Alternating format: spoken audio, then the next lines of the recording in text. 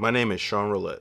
When I was a kid, my mom, she's a single mom. I was the only child. My mom, she worked a lot, which kind of made me a bit of a latchkey kid. So I had other family members sometimes taking care of me, like my aunt and uncle. I had a really good childhood though. Like my family made me feel loved. I didn't realize that I was lacking a dad until one of my cousins who had a mother and father asked me where my father was.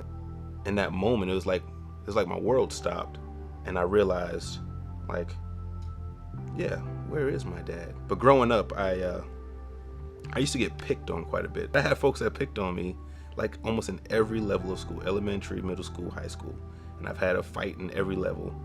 That stuff weighed on me too, because made me feel like, something was wrong with me. Something was wrong with me that somebody had to pick on me. Going to college and whatnot I felt like I was in the deep end drowning. I thought college was gonna be like an episode of A Different World.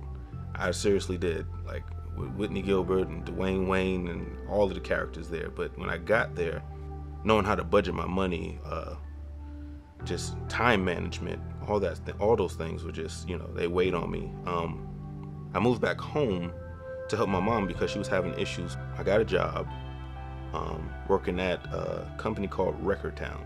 A couple years after I moved back home from school, my grandmother, she was older and having a harder time, taking care of herself and the house that she was living in.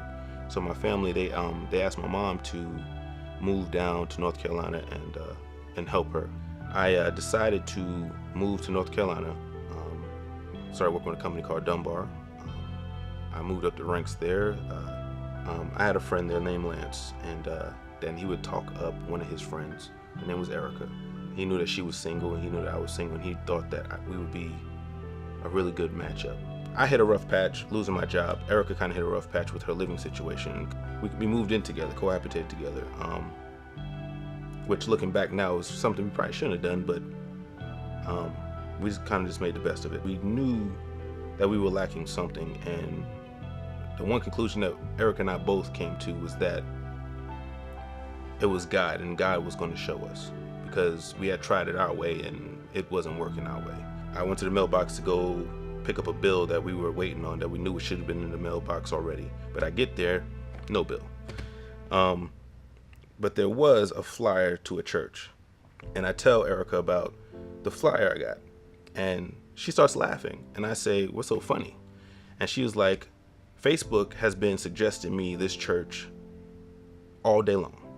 At first, my wife loved it. I was skeptical, and some of the songs were just a little over my head, a little more rock and roll and country. It slowly grew on me. The people there were very welcoming, and we came back, and we kept coming back. The first Sunday we walked into church, and we passed by the tech booth, and I saw all the lights flashing and stuff like that. My wife was like, "You like that, don't you?" I said, "Yep." I said, "I have no idea how any of it works." I said, "But I like to learn."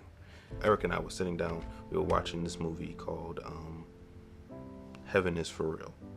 By the end of the film, I just had a strong tug on me just to ask the Lord to come into my heart and just make me one of his kids and just love me like the father I never had. And so I got down on my knees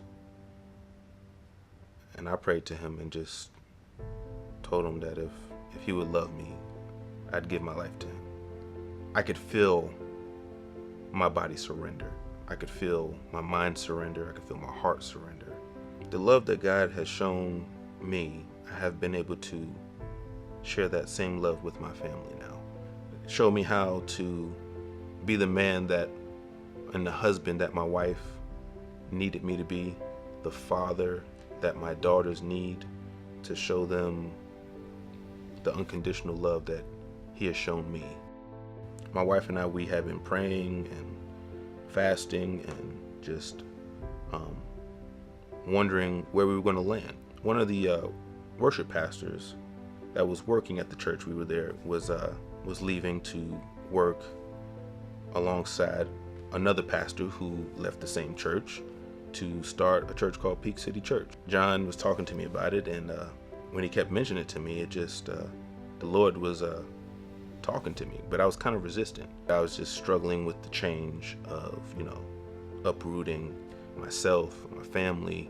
At one point, I just had to surrender, as I did when I first asked him to come into my heart. What God allows me to do at Peak City Church is reflect the light that he has shined upon me, to let people know that you don't have to be perfect, because I'm definitely not perfect. He can use you and do way more than you ever thought that you could do on your own. My name is Rowlett.